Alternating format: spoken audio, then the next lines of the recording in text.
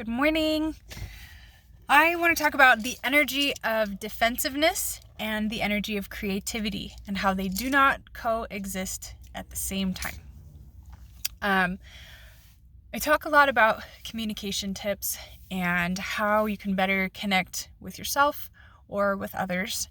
And something that people need to know in order to have healthy communication and healthy relationships is they need to understand that the energy of creativity cannot happen at the same time as the energy of defensiveness.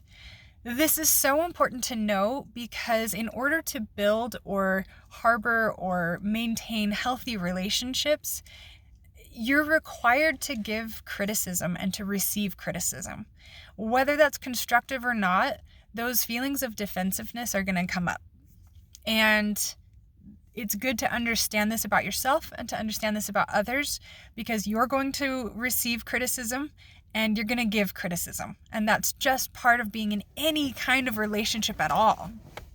And in order to make relationships better, we have to understand how to take that criticism or how to give that criticism in the healthiest way possible so that you can minimize the amount of the energy of defensiveness and maximize the amount of energy for creativity. You need that energy of creativity in order to do anything about that criticism.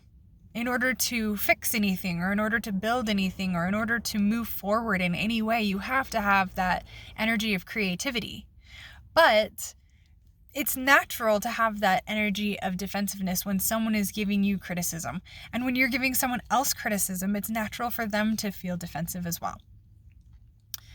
The best way that I've found to easily minimize the amount of defensiveness that comes up when you're having conversations with anybody that you're in any kind of relationship with that could be critical is to make sure you're focusing on I statements.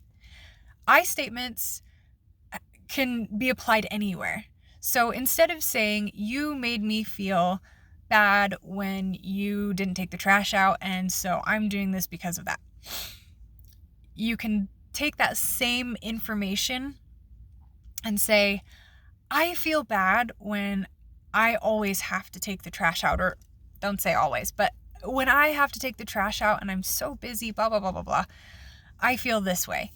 And I would feel a lot better if I had a little bit of help around the house. And sure, that's still kind of hard to hear, but it's so much better than being told, you're not taking the trash out often enough. You make me feel negative. You make me do this.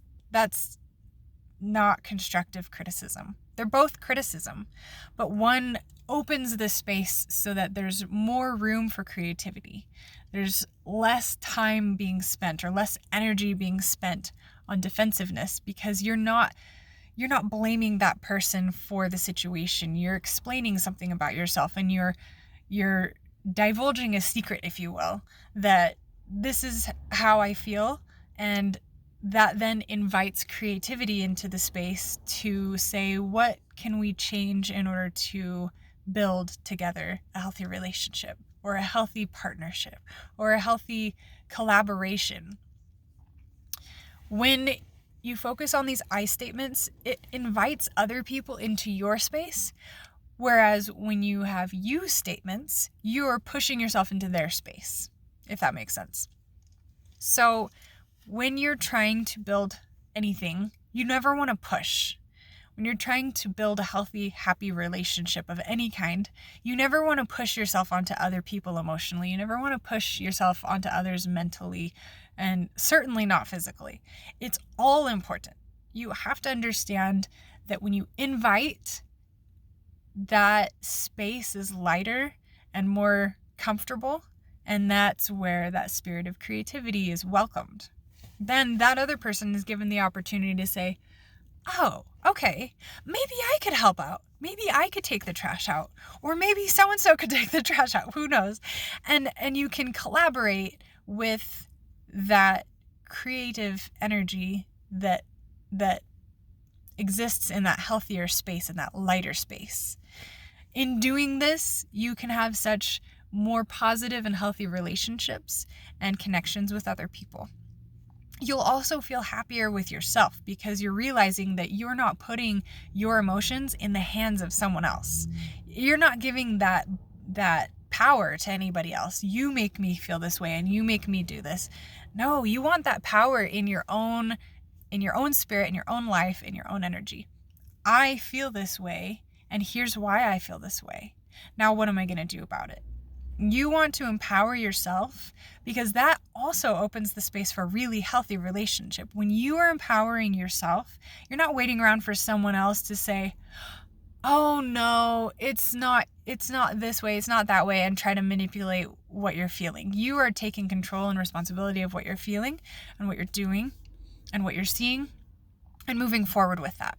And you're inviting somebody else to go on that journey with you. And that is the healthiest relationship. That is the healthiest dynamic that you could build together. I hope this helps you guys. If you have any questions, as always, reach out to me. I'm happy to talk or happy to do another video if you guys have any requests. It's time to connect.